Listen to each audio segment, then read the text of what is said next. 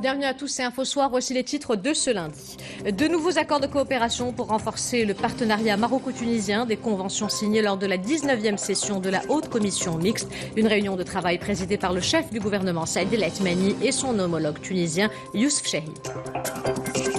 À chaque fois, c'est un nouveau symbole qui est visé. Pour la troisième fois en 3 mois, un quartier emblématique de Londres est frappé par un acte terroriste. Cette fois-ci, ce sont des musulmans qui ont été ciblés. Une camionnette les a fauchés. Le bilan est de 1 mort et 10 blessés.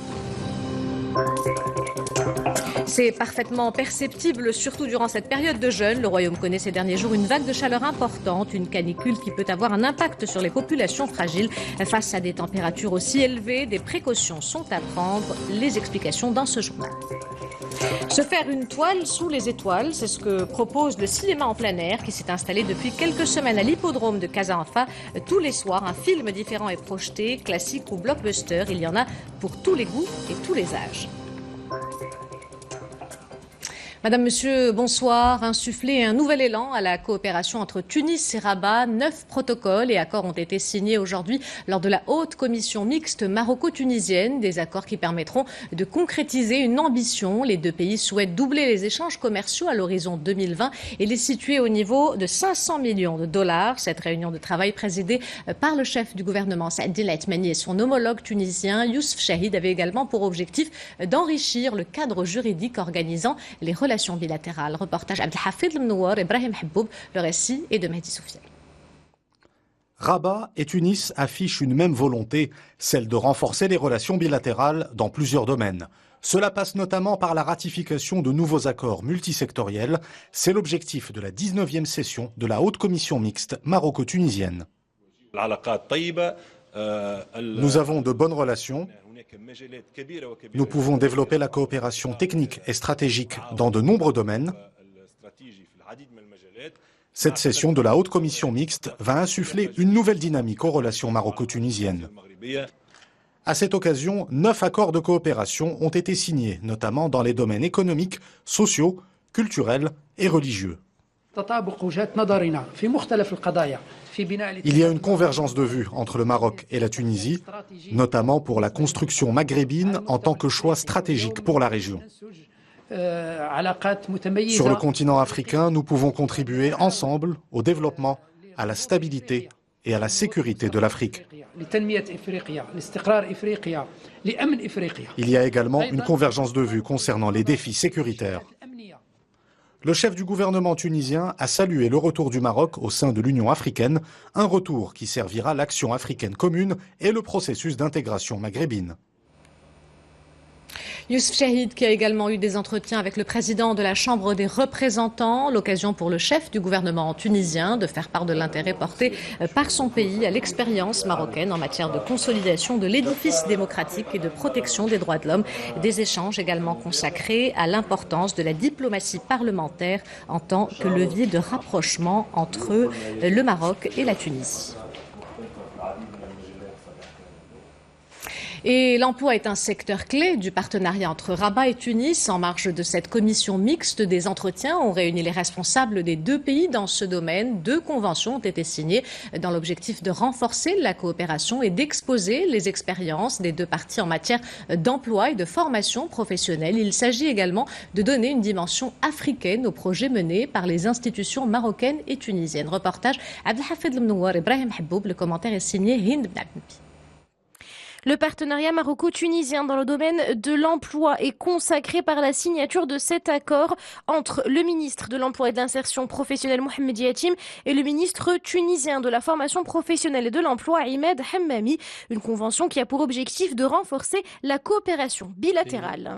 C'est un échange gagnant-gagnant qui se met en place, notamment pour bénéficier des expériences des deux pays en matière de politique publique pour l'emploi.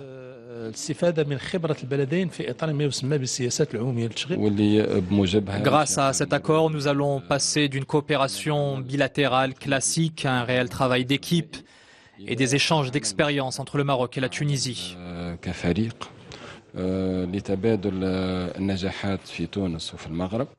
Une seconde convention a été signée entre le secrétaire d'État chargé de la formation professionnelle, Arbi Bencher, et le ministre tunisien de l'Emploi. Un accord qui vise à approfondir les échanges, notamment en matière de création de centres de formation et d'adoption de nouvelles méthodes pédagogiques. Cette rencontre nous a donné l'opportunité de discuter des moyens de renforcer le partenariat entre le Maroc et la Tunisie en matière de formation professionnelle, et ce par l'échange d'étudiants et de formateurs.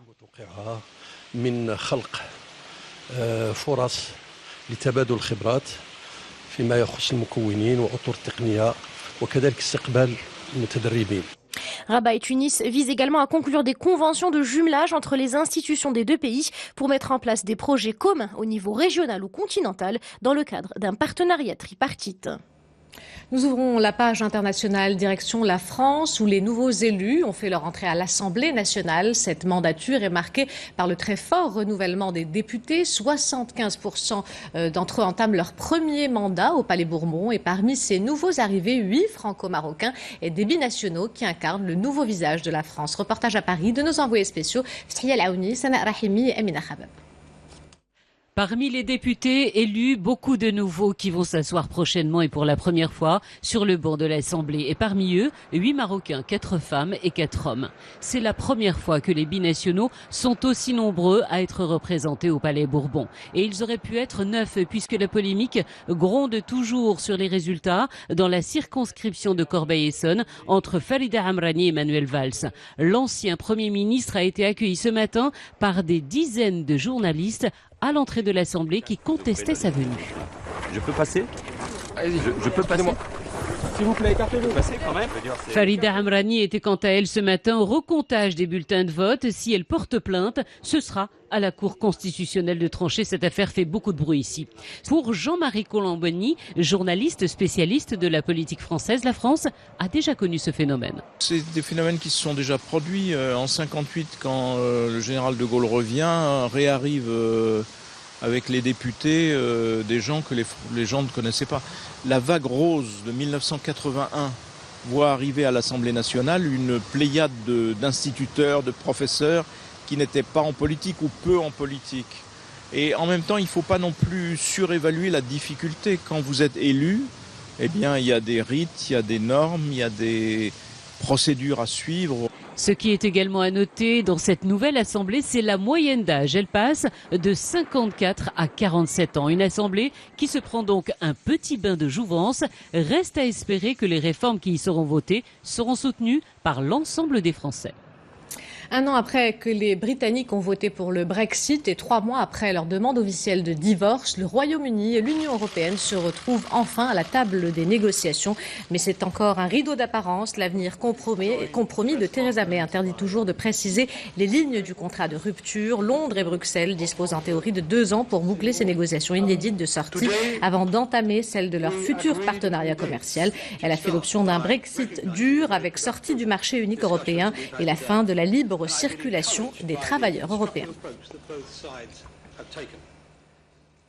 Paris a une nouvelle fois été la cible d'une attaque. Un homme a foncé avec sa voiture chargée d'une bonbonne de gaz et d'armes sur des gendarmes sur les Champs-Élysées. La tentative d'attentat n'a pas fait de blessés. L'attaque qui n'a pas été revendiquée jusque-là est survenue peu avant 16 heures au cœur de Paris touristique, près d'un mois après l'assassinat d'un policier par un terroriste abattu par les forces de l'ordre.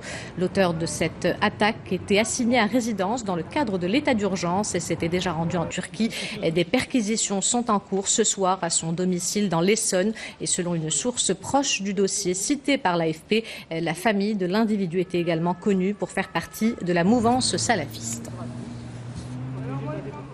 À chaque fois, un nouveau symbole. Pour la 3e fois en 3 mois, un quartier emblématique de Londres a été frappé par un acte terroriste. Cette fois-ci, ce sont des musulmans qui ont été visés. Une camionnette les a fauchés. Le bilan est de 1 mort et 10 blessés, dont 8 graves. Les développements avec Rita Sah. Devant la mosquée de Finsbury Park, au nord de Londres, une dizaine d'Anglais de confession musulmane se sont réunis ce matin, attendant l'arrivée de la première ministre britannique. Après l'attaque qui a fait 1 mort et 10 blessés la veille, Theresa May a promis de combattre le terrorisme sous toutes ses formes. Ce matin, notre pays s'est réveillé avec la nouvelle d'une attaque terroriste dans les rues de notre capitale, la deuxième ce mois, en tout point, aussi répugnante que les précédentes. Une fois de plus, elle a visé des innocents qui vivaient paisiblement. L'attaque a eu lieu peu après minuit alors que les fidèles venaient de quitter le lieu de culte. C'est à ce moment que la camionnette bélier a foncé sur la foule. Le conducteur du véhicule, âgé de 48 ans, auteur de propos haineux à l'encontre des musulmans, est aujourd'hui détenu par la police pour avoir commis, préparé ou incité à un acte de terrorisme. Mon message aux Londoniens est de rester calme mais vigilant. Il y aura une présence policière visible accrue à Londres aujourd'hui, à l'intérieur et autour des mosquées et des différents lieux de culte. Depuis l'attentat du London Bridge, il y a plus de 2 semaines, les actes anti-musulmans auraient quintuplé dans la capitale britannique. Malgré le renforcement de la sécurité aux 4 coins de la ville, c'est la 3e fois en 3 mois que la cité cosmopolite est la cible d'une attaque terroriste. Les secours continuent de trouver des victimes dans la tour Greenfield. Pour la première fois, ils ont pénétré dans ce qu'il reste du 24e et dernier étage du bâtiment. 5 jours après le gigantesque incendie qui a ravagé cette tour du centre de Londres, la police a fait état d'un bilan alourdi. Le drame a fait 79 morts. 5 personnes jusque-là portées disparues ont été retrouvées saines et sauves. Selon la police britannique, le bilan des victimes présumées mortes était encore susceptible de s'alourdir, mais dans des proportions sensiblement inférieures à celles qui ont été observées ces derniers jours. Retour à l'actualité nationale avec INSAF qui lance un plaidoyer contre le travail des mineurs. Selon les enquêtes réalisées et le travail mené sur le terrain par l'association, il y aurait toujours entre 60 000 et 80 000 enfants exploités. Pour réinsérer ces mineurs dans la société et les pousser à reprendre le chemin de l'école, un programme a été mis en place par l'ONG. C'est un reportage de Amina Ben Khalak, Mohamed Chima et Abdelrahim Bouhtiwi. La vidéo a fait le tour de la toile. Ce plaidoyer de la société civile contre l'exploitation des mineurs s'inspire du vécu d'environ 80 000 enfants au Maroc, condamnés à travailler. Naïma a aujourd'hui 16 ans. Elle a retrouvé une vie normale, mais garde un souvenir amer d'une partie de son enfance. J'ai travaillé en tant que domestique quand j'étais beaucoup plus jeune. J'étais maltraitée et torturée par mes employeurs. En finir avec le phénomène des petites bonnes, c'est l'objectif d'ONG comme INSAF. Elle conteste la loi 1912 votée en juillet 2016 au Parlement. Le texte censé éradiquer l'exploitation des mineurs comporte plusieurs failles, selon la présidente de l'association. La loi dit que des inspecteurs de travail et des assistantes sociales pourraient contrôler les conditions d'emploi de ces filles à partir de 16 ans. Mais c'est impossible. On sait très bien qu'on ne peut pas pénétrer dans les maisons. Donc la loi aussi a mis en place une période de transition de 5 ans à partir du moment où elle va rentrer en vigueur.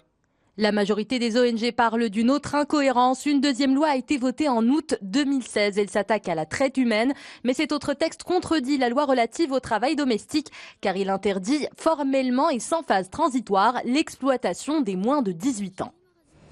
La Cour des comptes vient de rendre public aujourd'hui son rapport sur les conditions de préparation et de gestion de l'année scolaire 2016-2017. Les magistrats de l'institution pointent du doigt plusieurs dysfonctionnements qui ont compromis les conditions normales de la scolarisation. Il s'agit principalement du manque d'effectifs, des enseignants, du nombre trop important d'élèves par classe et du décrochage scolaire. Les développements avec Wadjadet. Les défaillances relevées par la Cour des comptes sont essentiellement le fruit d'un manque de planification et de gestion des ressources humaines, des infrastructures scolaires et des différents programmes d'appui social. Conséquence, pendant l'année scolaire 2016-2017, plus de 2,2 millions d'élèves, tous cycles confondus, poursuivent leur scolarité dans des classes encombrées, ce qui représente 38% des 6 millions d'enfants scolarisés. Pour ce qui est de la répartition des enseignants, il ressort des données recueillies sur le terrain un énorme paradoxe. En effet, en plus du déficit global de 16 700 enseignants tous cycles confondus, principalement en milieu rural, le système éducatif national connaît dans le même temps un excédent de plus de 14 000 professeurs. Les salles de classe sont également mal exploitées. Sur les 169 000 recensées à travers le royaume, plus de 16 200 sont fermées ou utilisées à d'autres fins que l'enseignement alors qu'elles sont en bon état. Cela permettrait pourtant d'accueillir plus de 650 000 élèves et de réduire considérablement le sureffectif, sans parler des établissements délabrés, dépourvus de réseaux d'assainissement ou qui ne disposent pas d'internat. Des conditions d'enseignement propices à l'abandon scolaire. Au cours de l'année, près de 220 000 élèves ont quitté l'école, soit 4% de l'effectif global des élèves. Alors, pour parer à cette situation, la Cour des comptes préconise d'adopter une planification scolaire pluriannuelle, de mettre en place un système d'information intégré ou encore de réviser le processus d'évaluation des besoins en établissement scolaire et en enseignants. Direction à présent Dakhla, où les touristes et les surfeurs découvrent l'ambiance et les rythmes des soirées ramadanesques. Une centaine de visiteurs a partagé un ftour avec la population locale sur la plage, l'occasion d'apprécier la richesse culinaire, artistique et l'hospitalité légendaire des habitants des provinces du Sud. C'est un reportage de Zakaria Eit Abdelmjid et Nezar Bouhout, le récit est de Samia Habis. Musique hassani, buffet varié et coucher de soleil sur la plage de Dakhla, un tableau idyllique partagé par des convives originaires des 4 coins du monde. Un ftour généreux organisé par des professionnels de l'hôtellerie et des membres d'une association locale pour faire découvrir aux touristes les traditions culinaires et artistiques typiques de la région. Plus de 100 personnes vont partager ce ftour. Nous avons prévu des activités culturelles après le ftour pour faire découvrir à nos touristes le patrimoine culturel de Dakhla, la musique hassani, amazir. Après la rupture du jeûne, place à la musique hassani et aux séances de tatouage au henné. L'ambiance est chaleureuse et bon enfant.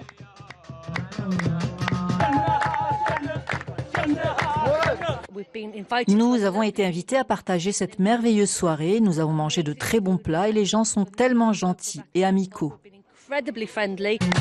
À Dakhla, c'est surf toute la journée et soirée animée sur la plage le soir. Ramadan, c'est aussi une occasion propice pour les touristes de découvrir la richesse culinaire, les coutumes et le rythme de vie en cette période de jeûne. Autant d'atouts pour développer de nouvelles offres touristiques. Et que ce soit à Dakhla ou dans d'autres villes, c'est parfaitement perceptible, surtout durant cette période de jeûne. Le royaume connaît ces derniers jours une vague de chaleur importante, une canicule qui peut avoir un impact sur les populations fragiles. Face à des températures aussi élevées, il existe un ensemble de précautions à prendre, surtout pour les personnes âgées qui sont évidemment les plus vulnérables. Les détails dans ce reportage de Sarah Jabri et Abdelalim Kem. Au plus fort de la canicule, le thermomètre affichait plus de 40 degrés à Fès. Cela fait presque une semaine que toute la ville est confrontée à une importante vague de chaleur, ce qui rend d'autant plus pénible le jeûne du mois de Ramadan, surtout pour les personnes âgées. J'ai jeûné pendant près de 70 ans, mais comme je suis diabétique, j'ai été contraint d'arrêter.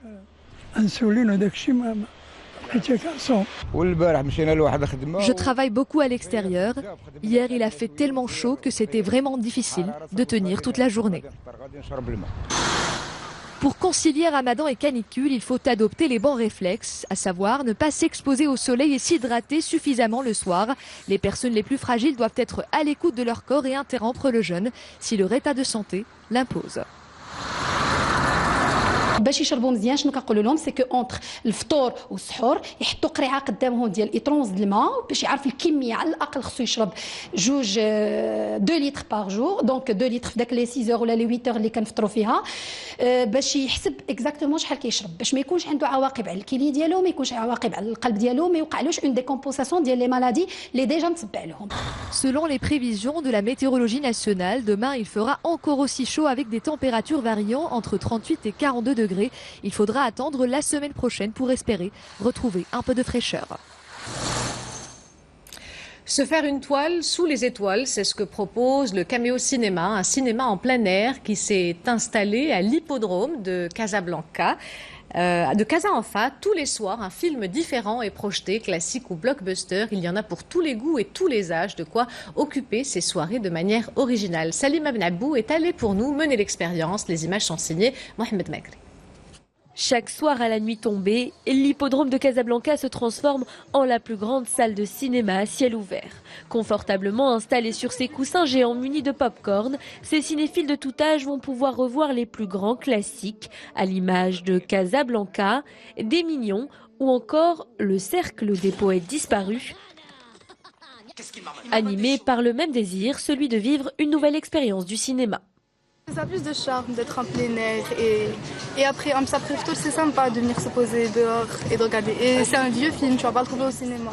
C'est vraiment une expérience sans pareil que de pouvoir assister à un cinéma à l'air libre, surtout avec cette chaleur, à la chaleur de l'été en fait. Ah ouais, vraiment c'est très original comme idée pour le Maroc parce que c'est la première fois qu'on a l'habitude du cinéma en salle et tout. Ouais, c'est informel, ça change. Sur l'écran gonflable, aventure, suspense, émotion, humour et ambiance bon enfant sont au rendez-vous. L'idée a germé dans la tête d'une jeune Casablancaise. Son ambition fait rêver, rire, pleurer et frissonner les Marocains à la belle étoile. On ne s'attendait pas à ce qu'il y ait un tel engouement en fait, des Marocains pour un projet culturel et surtout ludique. Et c'est ce qui nous a plu, c'est vraiment pour nous, c'est ce qui est génial dans ce genre de projet, c'est quand on voit que le public nous suit. Et donc ça nous a poussé à continuer cette année. Caméo Cinéma prendra ses quartiers le mois prochain à Rabat et tout le mois d'août à Saïdia. Les Casablancais ont jusqu'au 24 juin pour se faire une toile à la tombée de la nuit. Nous terminons cette édition avec un festival qui met à l'honneur un instrument dont les origines remontent au XVIIIe siècle. Le qanoun, emblématique de la musique andalouse, est au cœur des représentations qui ont animé la cité ismaélienne ces derniers jours. Jeunes talents ou grands maîtres se sont réunis pour cette deuxième édition du festival du qanoun. C'est un reportage de Sarah Jabri et Abdelhaim Kane.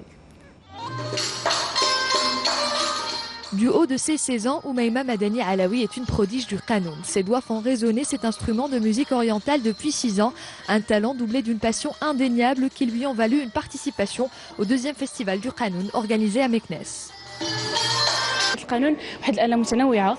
C'est un très bel instrument avec lequel je peux jouer de la musique classique ou encore orientale. Ce festival est une opportunité pour les jeunes de découvrir l'univers du qanoun.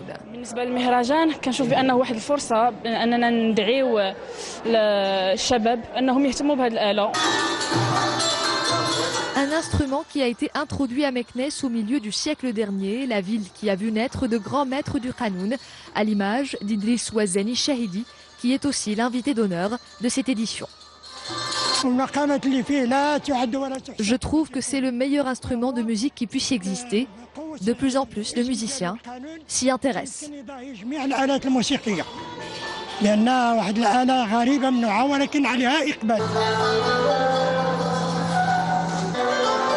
Durant 3 jours, le festival du qanoun de Meknes aura ponctué les soirées ramadanesques de la cité ismaélienne pour le plus grand bonheur des mélomanes et amoureux de musique andalouse, lyrique et orientale.